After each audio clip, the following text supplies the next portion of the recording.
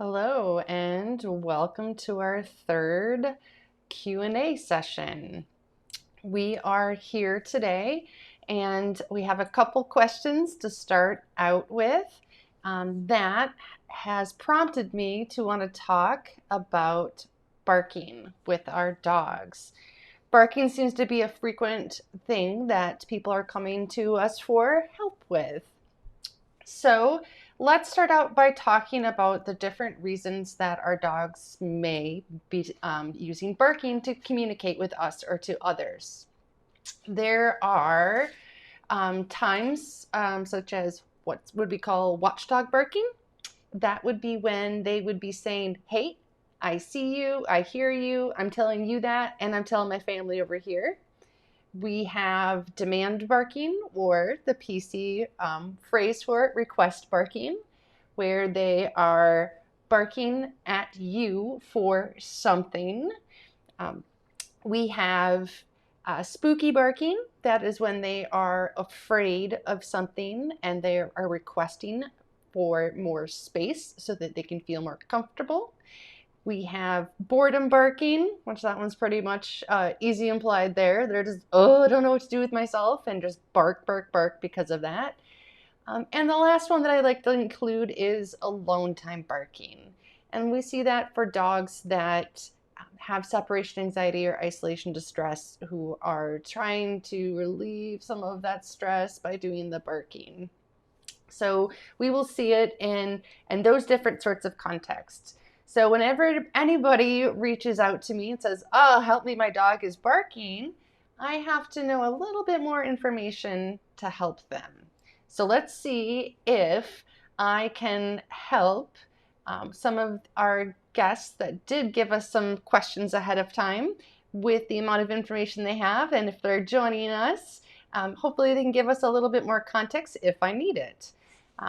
Looks like we have both Victoria and Julie here. Hello, guys. Thanks for joining.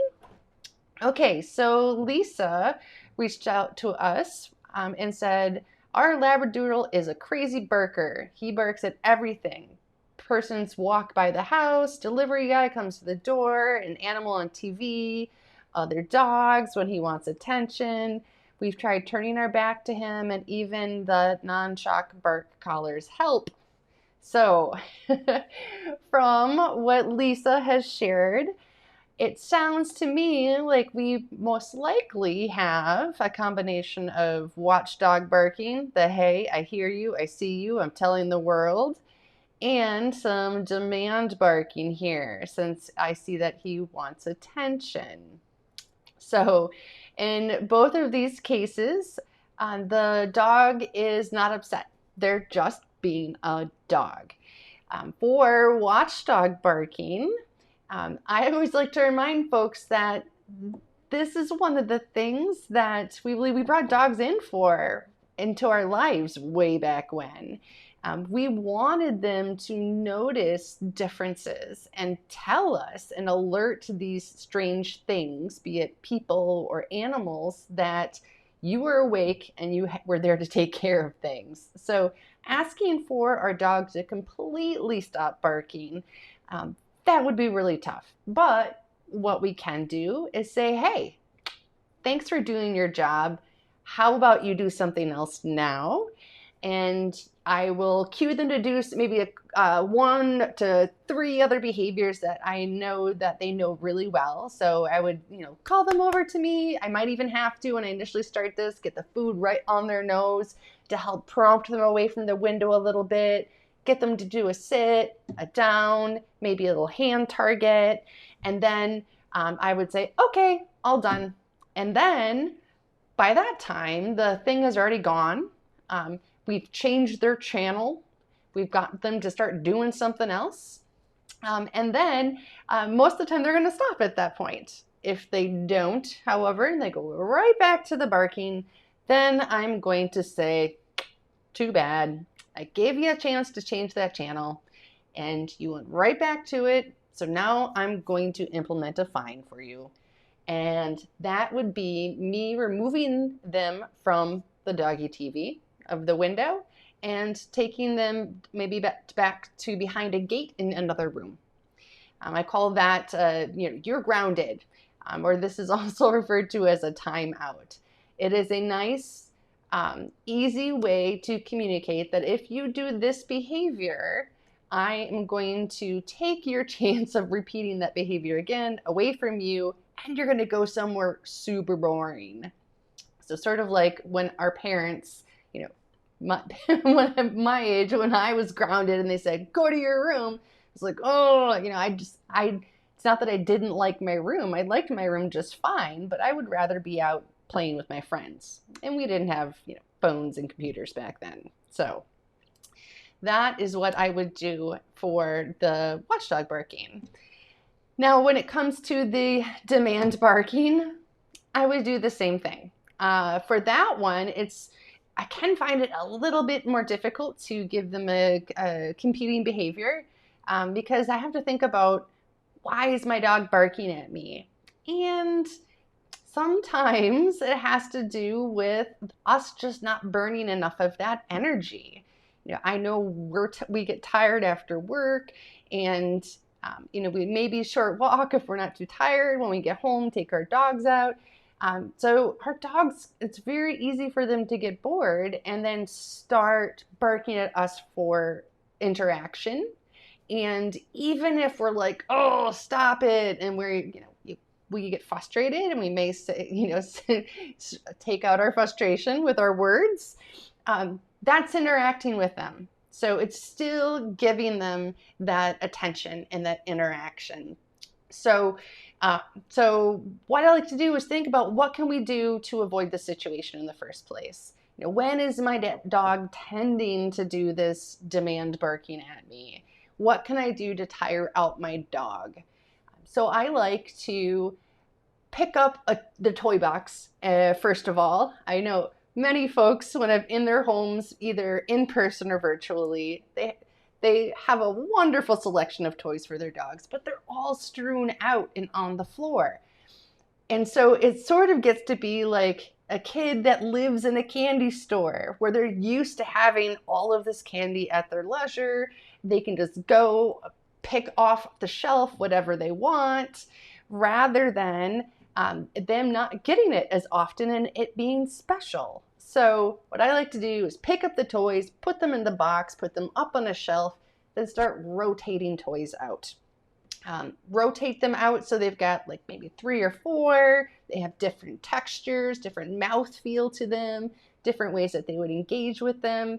Have them out for a couple days and say, okay, I'm going to pick these up, and then I'm going to rotate and bring you out some different ones. So that's the number one thing I like to do. Then I like to put their meals to work. Too often we're just giving them into these, boring old bowls. So why don't we put their brain to work, so that they are figuring out how to get their kibble out of different sorts of enrichment feeders. There's all kinds out there. We even have an enrichment course that's going to be free, coming soon, to help people think of really cool ideas. You don't have to be spending money. You can be using things as simple as empty bottles, like plastic bottles, rather than recycling them. Wash them out and dry them, save them, and then stuff the kibble in through there, and then let it go. Let your dog figure out how they have to roll it around and knock it to get the kibble out. Once the kibble is out, they have to turn that nose on to try and then find the kibble. And they will spend a ton of energy doing that. The next thing that I would also think about is, what can I do to avoid this situation in general ahead of time? So rather than being reactive, being proactive. I know a common thing right now is that many of us are working from home and we're using Zoom, and we're having to work with our coworkers back and forth. And I've heard, oh, I never know when my dog's going to go crazy and he's right there in the room with me. I have to keep myself on mute. So I like to think ahead about, when are you going to rotate those toys out? When are you going to do the enrichment feeding? Can you break your dog's meals up into 3 meals rather than 2? And making sure that, when you're feeding them is during one of these meeting things. So doing your best like that to sort of think ahead. So I hope that some of those strategies will help you, Lisa. Check out the different types of enrichment feeders that are out there, and look into taking away the doggy TV and giving him a little bit of the non-violent, very humane timeouts where you're just going to say, too bad, and then escort him into his timeout zone. And of course, reach out to us if you need more help. Okay. Next up, we have FM4 from Instagram. She reached out saying she has a 6-month golden retriever, is jumping and biting arms. So if this is normal, 6-month-old, happy-go-lucky jumping and biting arms, then I would take a very similar approach to what I had suggested for Lisa.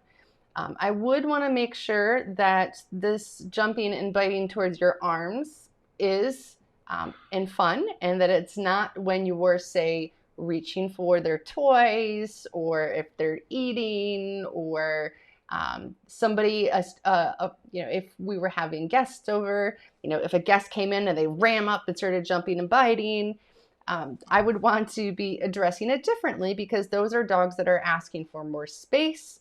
But if this is a happy-go-lucky 6-month-old golden retriever that we are seeing this nice loosey-goosey kind of relaxed body language in company with the jumping and the biting of the arms, their mouths are open, they have what we would call like a play face, that would be a signal to me that they're just having fun. Reasons that dogs will jump up on us when they are just having fun is because our mouths are way up here, and it's a way that dogs come up and they greet each other. They want to go up and lick the face. And because our mouths are way up here, they're jumping to try and get it. And then most likely your arms are getting bitten because you're sticking your arms out to try and get some space from your 6-month-old puppy. And they're like, ooh, fun, they're engaging with me toys. And then they start to engage with you. So think of their mouths like our hands. It's what they've got to interact with the world. So we need to help them to learn that us humans, we're very delicate. We're delicate little flowers. So I like to teach them alternate behaviors that they can do for greeting us. A sit, stay is a perfect one. A go get your toy. If we've got a really rambunctious dog, we say, hi, what's up, bud? Go get your toy. And they can run and go get the toy, and you can bring that. That engages their mouth and gives them something else to do. Now, a big thing when we're working on teaching our dogs these different behaviors we'd prefer that they be doing is that we are working with a step-by-step plan that will get them to learn the behavior efficiently, but going at their pace. And this is important because us as humans very frequently want that easy button where we say, okay, buddy, sit, stay, take a step away, come back, and now, okay, sit, stay, while I go across the living room, and then go into the kitchen and get something off from the fridge while there's a plate of food here in where I left you. That's too hard, man. That's really like trigonometry. And if you didn't do the steps in between to help your dog learn that sit, stay also means sit, stay while you're out of sight, there's noises going on in another room, and there's this tempting delight there in front of them, you can bet that they're going to be a dog, and they're just going to do what works for them, which is get the food that's right there in front of them rather than waiting for you to come back and maybe or maybe not being rewarded for them being quote unquote good. So we have to be sure that we're going through and really teaching them what we would like them to do instead, and making sure that we're not making it too tough for them. So I hope that helps, FM4, with your 6-month-old retriever there that sounds just like a happy-go-lucky kiddo. Okay, let's see here. Do we have any questions? Nope, no questions yet. Hi, Renee. Thanks for joining. Hi, Suzanne. So since we don't have, I have a couple other questions that were given to us a bit ago, but I wanted to talk a little bit more about this barking. Reason is I've actually been kind of digging into making a dog as a second language e-course for everybody, and I was making a little guide for how dogs hear. And I kind of went down a little rabbit hole learning all this fun stuff, and I thought that it was really relevant to a lot of these questions. So I'm going to bring this up here.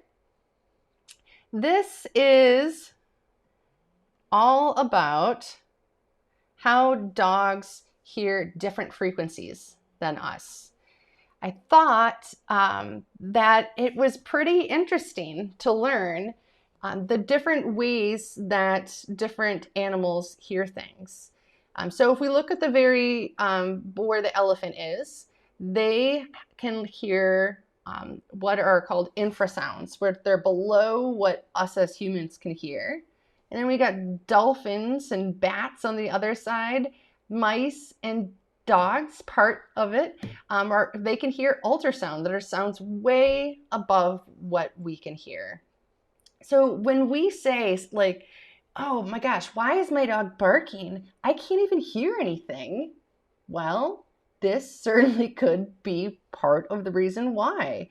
If they are hearing things that are outside of our frequency range, we're just not hearing it straight up. So I found that this was pretty darn cool. So they can hear higher pitched things. This may also have to do with why they will do things like be sensitive towards vacuums, or the whistle on the kettle, that sort of thing. I know my own dog Ed is quite the barker when the vacuum cleaner comes on. So I have to decide if I'm going to manage or train at the time that I would like to vacuum. And either Ed goes into another room with a Kong or something tasty, or I've got my treat pouch strapped on and I'm starting the vacuum, and then I'm giving him a treat, doing the vacuum, and then giving him a treat to make it so that it's broken down into little bits, and try to change how he feels about it. But it's hard because I think it's just at that crazy frequency that hurts his ears, sort of like his barking can when it gets that certain volume, and it hurts my inner eardrum. So I found this pretty cool. One of the things I did not find, which I found very interesting, was how volumes or decibel levels of things affect dogs compared to us. I found tons of people who said they can hear things 4 to 5 times louder than us. And can you imagine that's why, XYZ happens? But when I started trying to find citations for this, I couldn't find anything. And I come to the realization after reading a really great piece from Eileen Anderson, who always does superb research figuring this stuff out. It is because measuring what is uncomfortable to somebody is really difficult to do when we can't talk to them, we can't ask them, is that uncomfortable? And it's very subjective. It's going to be different between individuals. I know that there are things that I find too loud or annoying that other people don't. So, so I think that it's a good thing, a good reason why we're not finding the data out there. I did find lots of other really cool stuff, though. I found that they've done some fMRIs checking out different areas of their brains that light up when people are talking to them. I found out that They have less hairs inside their ears that help to be able to tell the differences between sounds, which they think has to do with us humans needing to understand language versus them not having to understand these little different tiny tones for language. All kinds of fun stuff. So that's what I did today. So I thought that was pretty cool and interesting thing to learn about our dogs and the way that they hear. There's way more about it, but those are the two top ones that I thought I would share. Okay, so let's see here. Kyle, when bringing home a new dog into your home, what are some good tips when your current furry friend resources guards and humans? That is a good one. Thanks, Kyle. So what I suggest, first off, is, you should know your dog and the things that they are most likely to guard. And I would go around the house and I would pick up all of these things, knowing that these are potential hot button items. Then the things that I do leave out, I would wait until the dogs have gotten acclimated to each other, they're buddies, and then they could be having these items separated with like a gate in their different areas. Then start with maybe a larger item that I have never seen my resident dog guard before, and see how they do interacting, having toys at the same time, and then potentially playing with the toy. If I did feel that one of them was uncomfortable saying, hey, mine, or give me that, give me what you want, I would immediately just turn on the happy talk and then get in there and remove the item and take it out of the mix. Now, dog guarding it can be a really tough thing to work on with our dogs.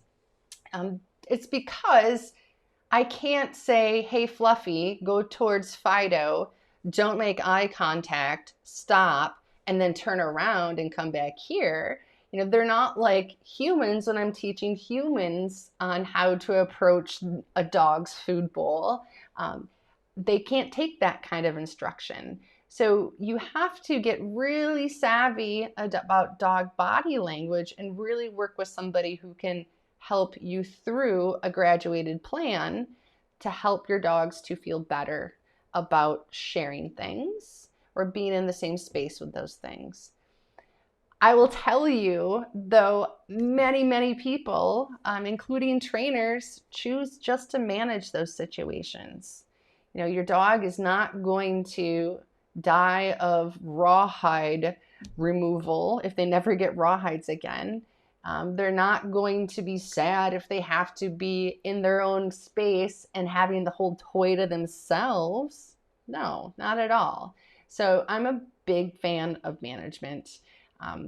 Giving them their separate times to engage with those toys, doing them outside, you name it, so that they can have their own time and not feel that pressure of the other dog possibly coming to want to take their stuff away.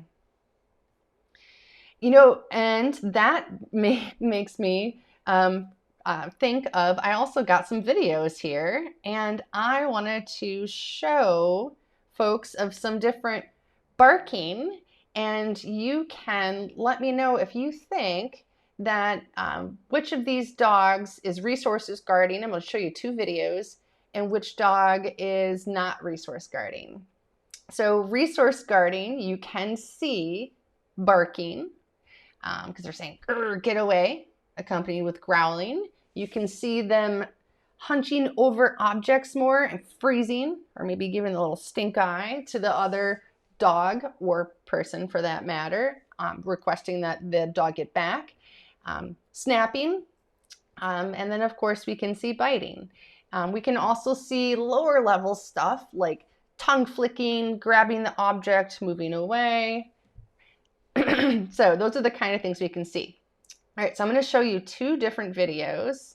And if you've got a dog sitting next to you, you may want to mute it so that they don't start barking with the barking. All right, so first one, here we go.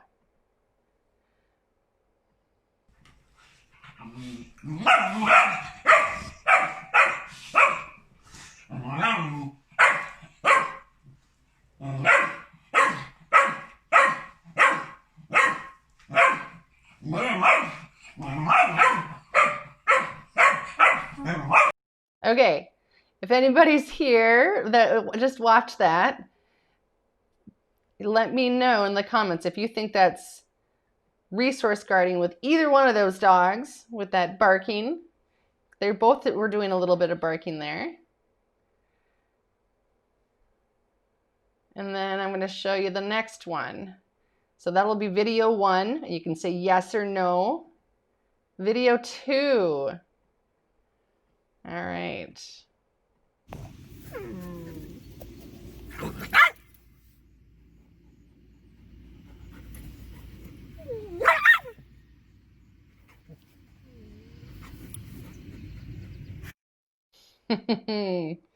Okay, so we're going to go back to video 1, and I'm going to explain what's going on here with body language. Okay, so we've got, ooh, that's a good pause. We've got this older guy on the ground laying relaxed on their side and has a toy, and we've got this little guy over here barking to try and get the toy. We're seeing teeth, which would be scary for some people. It doesn't, just because you see teeth or hear growling does not mean that there's anything bad going on. Growling and play fighting and things like that are part of play. You can also see the loose body language in both of these guys back and forth. They're just having fun sparring, trying to get that toy. Yeah, so far, yep, Susanna's guessed correctly. Victoria's guessed correctly. Yep, looks like Kyle has guessed correctly here with this little guy. Yes, this little firecracker is definitely telling this dog it's way bigger than him to back the heck off. And you can tell that the bigger dog doesn't seem to be taking this little guy so seriously, because he backs up a little bit but then comes back again. So let's do that again. So can hear the reason I can tell that this little Doxy is not saying, hey, I'm having fun, let's play. Look at his body. His little tail is stuck under there. His ears are flat pinned against his head. I can't really see his eyeballs here, but his whole little body is tense.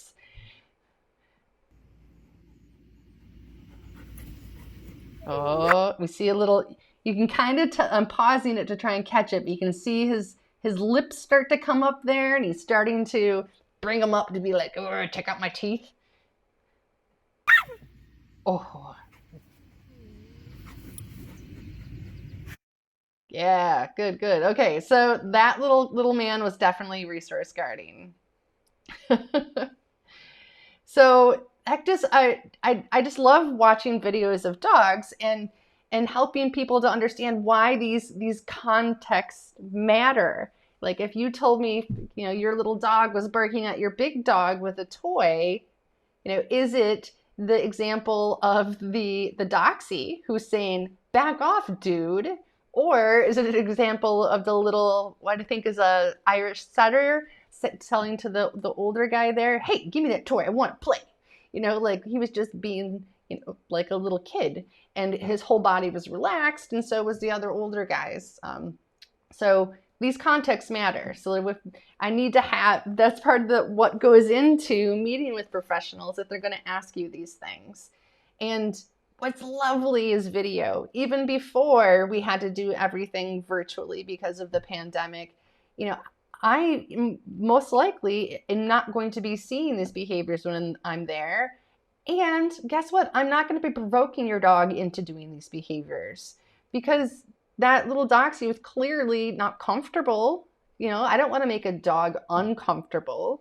And same thing with food guarding. Like, I'm not going to walk up to a dog's bowl and stick my hand in there. Like, these are not things that I'm going to do to the dog or to myself and potentially be harmed. So these videos were shared from trainers who knew their own dogs, knew the relationship between them, so they were comfortable taking the video and not intervening.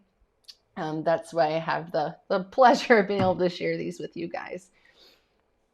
So that is it for today. Continue to send in the questions, and we're going to continue to do these bi-weekly Monday Q&As. And as a special little tease, we are going to start also having some guests come and join us. And we'll be having some little sort of like webinar presentation sort of things coming your way. So very excited about that. Let us know if there's people you want us to reach out to, or if there's topics you want us to address. I know a big one that folks have been asking about is, what are we going to do when we go back to work? I'm afraid that my dog is going to have separation anxiety or anxiety distress, and I don't know what to do about it. So we will be talking about how you can assess where your dog is now and how you can get started before you go back to work. All right, so everybody, you guys have a good rest of your night, and thank you for joining us. Bye.